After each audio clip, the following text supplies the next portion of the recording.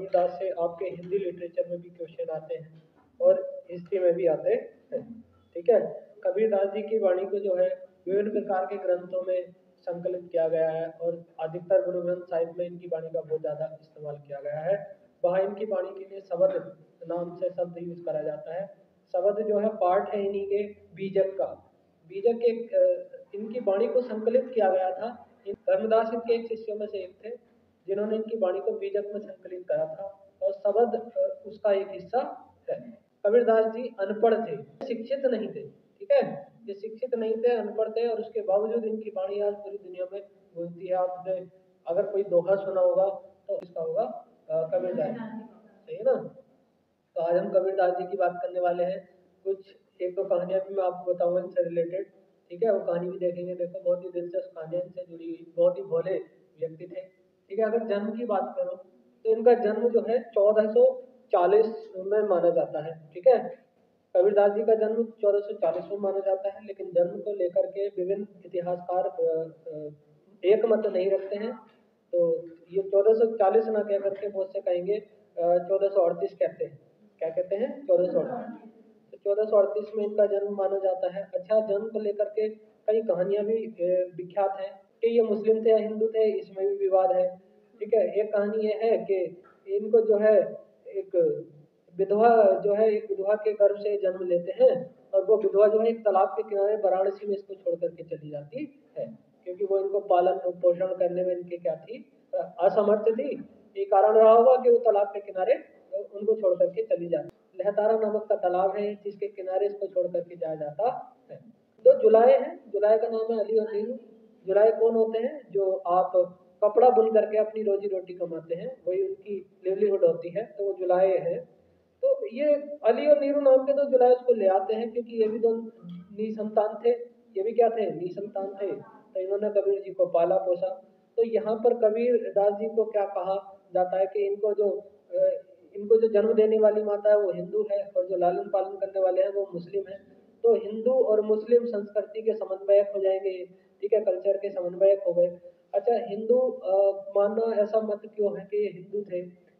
ऐसा मत इसलिए है क्योंकि इनकी जो भाषा शैली है और आचरण है वो हिंदू जो परंपरा से मिलता है। तो और इनका जो शब्दों का इस्तेमाल है वो सारा हिंदू परंपरा से मेल खाता है और अधिकतर इनके शिष्य जो इनको फेमस करते हैं, विख्यात करते हैं, वो भी सारे हिंदू शिष्य हैं।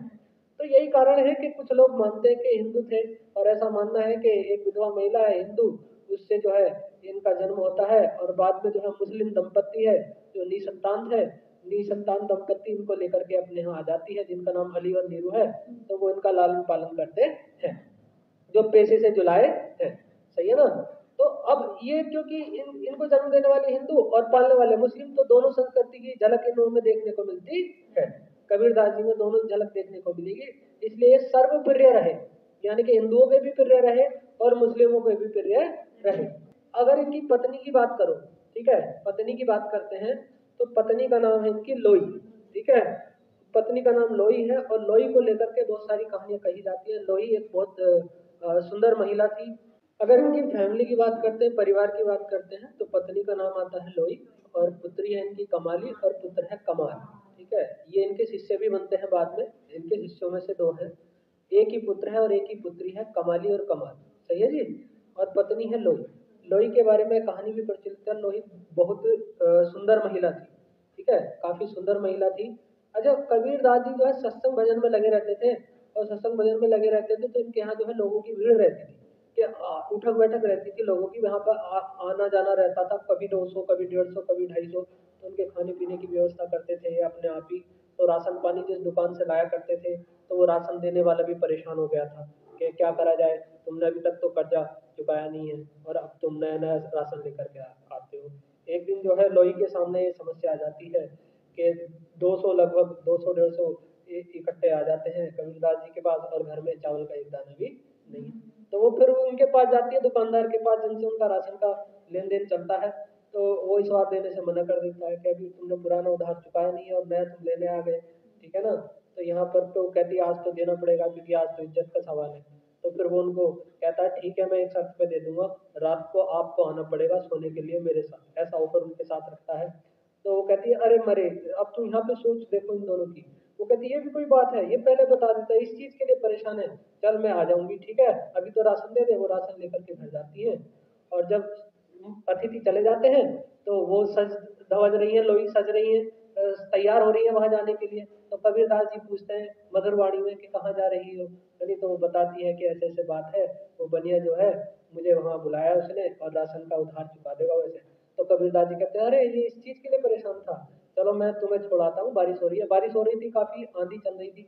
तो कबीरदास जी देखो, ऐसा कबीर ही हो सकता है, जिसका पति कबीर हो तो उसकी पत्नी कैसी होगी, सुंदर ही होगी ना, क्योंकि विचार ऐसे थे, काफी शुद्ध विचार उसके थे। अब उसको छोड़ने के लिए जाते हैं, बरसात का दिन है, ठीक है, और छतरी लगाए हुए कबीर जी लेकर के चल रहे हैं उसको, और बाहर छप्पर पड़ा है और बैठ जाते हैं वहां पर के, और पत्नी अंदर प्रवेश करती है, और बनिया दरवाजा खोलता है, ठीक है। तो वो कहता है अरे तुम तो एक बूंद भी नहीं भीगी हो इतनी बारिश में। तो वो बताती है कि कैसे भीग जाती, जब मेरे पति देव मुझे छोड़ने आए। तो यहाँ पे वो हक्का बक्का रह जाता है कि पति छोड़ने आए हैं, फिर जाकर के वो जो है उनके पैरों में पड़ जाता है, कबीर के क्षमा याचना मांगता है। तो कबीरदास जी कहते हैं कि नहीं, ये कोई क्षमा याचना वाली बात तो है नहीं, हम कोई उपकार थोड़ी कर रहे हैं। तो ऐसा करके यहाँ संबंध देखने को मिलता है। तो वहाँ क्षमा याचना करके फिर वो वापस आते हैं, फिर सत्संग के लिए वो राशन देता है, ऐसा व्यवस्था करी जाती है। तो कबीर और लोई का जो संबंध था, यहाँ पर एक व्यक्ति और आता है, एक कहानी और है बहुत प्रचलित। एक व्यक्ति आता है, वो पूछता है कबीरदास जी से कि विवाह करना चाहिए कि नहीं करना चाहिए।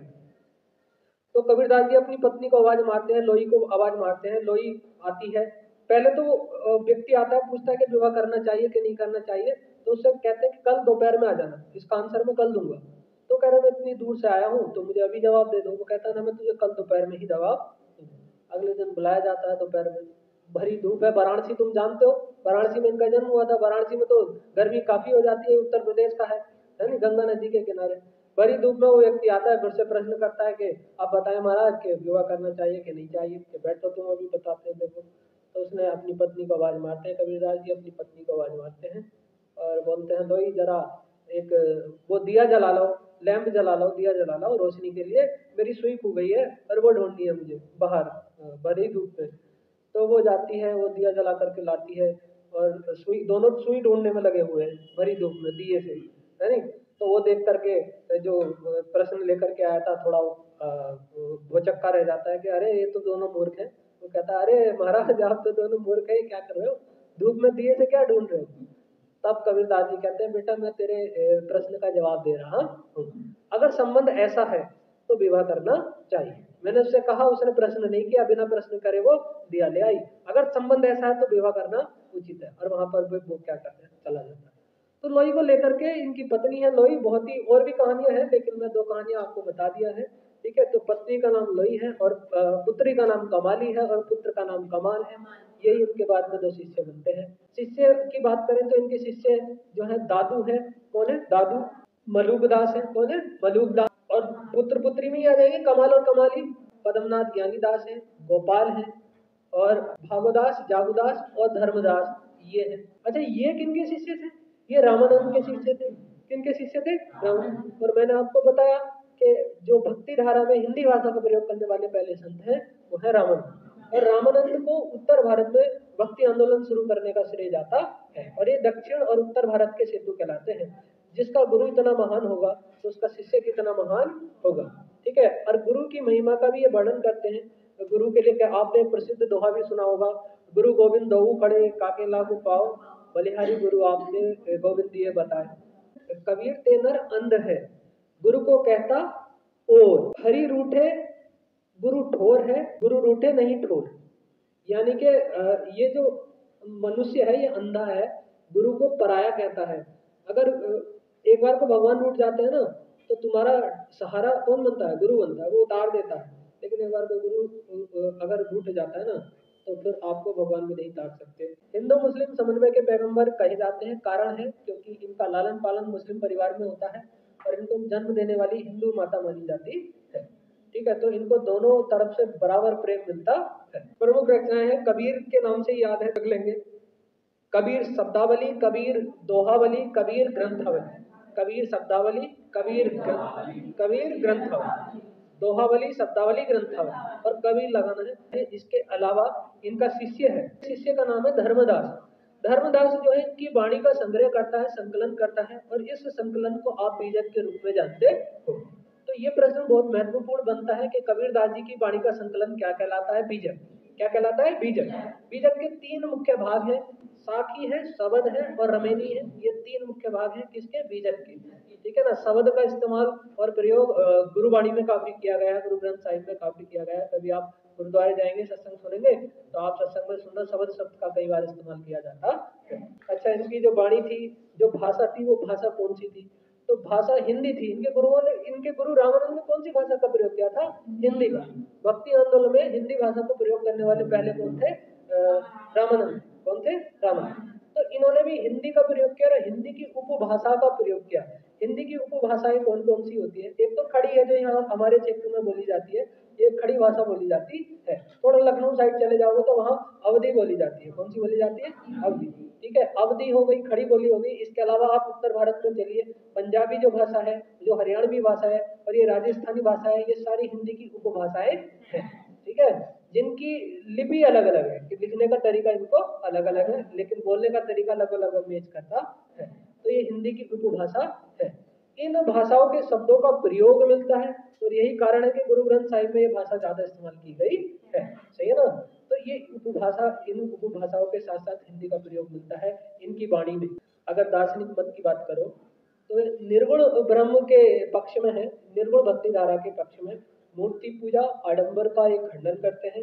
ठीक है, कि जितने भी आडंबर है, मूर्ति पूजा है, ये सब क्या है? व्यर्थ है। और ये मानते हैं कि भक्त की जो भक्ति है उससे ही मोक्ष प्राप्त होगा। तो भक्त के अंदर भक्ति होनी चाहिए। ठीक है, और यहाँ पे ये जो है कटाक्ष करते हैं हिंदुओं पर भी और मुस्लिमों पर भी। आपने सुना होगा, पाहन पूजे हरि मिले तो मैं पूजू पहान, याते चाकी भली जो पीस खाए संसार। माने है कि अगर पत्थर पूजने से भगवान मिलता है ना, तो मैं पहाड़ पूजूंगा। इससे भली तो चाकी है, चक्की वाला पत्थर है, उससे आटा पीस करके संसार खाता है नहीं? वो पत्थर आटा तो पीस करके देता है। मुस्लिमों में भी ये कटाक्ष करते हैं, ये कहते हैं कंकड़ पत्थर जोड़ के मस्जिद लई बनाए, ताज चढ़े मुल्ला बांध दे, क्या बहरा हुआ खुदा है। ऐसा करके जो है ये दोहा मानते, कटाक्ष मानते हैं किस पे? दोनों धर्मों का। सही है ना। इसलिए सर्वधर्म प्रिय है कबीर। अपने दोहों के लिए जाने जाते हैं। बहुत सारे दोहे हैं, आप सुनते हो कि बुरा जो देखन में चला, बुरा ना मिला कोई, जो जाको तना अपना, मुझसे बुरा ना कोई।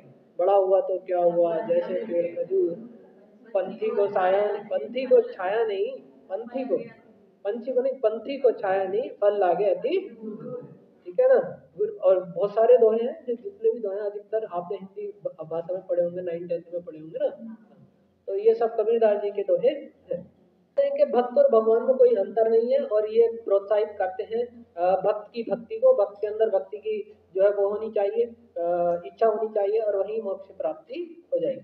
मूर्ति या पत्थर पूजने से या मस्जिद में अजान देने से कुछ हासिल होने वाला नहीं है। सही है ना। तो अच्छा, इनका जो वर्णन करते हैं, अबुल फजल इनको कहते हैं कि ये मियाहिद है। मियाहिद मतलब के एक ईश्वरवादी है, कि एक ईश्वर को मानते हैं, और ये मानते हैं कि ईश्वर क्या है? परमेश्वर है, एक ही है। उसके नाम अलग अलग है, चाहे आप ब्रह्मा कह लो, विष्णु कह लो, महेश कह लो, कृष्ण कह लो, वो एक ही के नाम है। मिराल उर असर में इनको फिरदौसियाई सूफी कहा गया है। कि फिरदौसियाई क्या है? सूफी। मृत्यु की बात करते हैं। मृत्यु 1510 में इनकी हो जाती है। ठीक है, अपने अंतिम दिनों में ये जो है काशी को छोड़ करके ये मगहर में चले जाते हैं। संत कबीर नगर जिला है, वहाँ पड़ेगा, और मगहर में इनकी जो है मृत्यु हो जाती है 1510 ईस्वी में। अच्छा, इनकी मृत्यु के बाद जो है इनके जो शिष्य हैं कबीर पंथ की स्थापना करते हैं।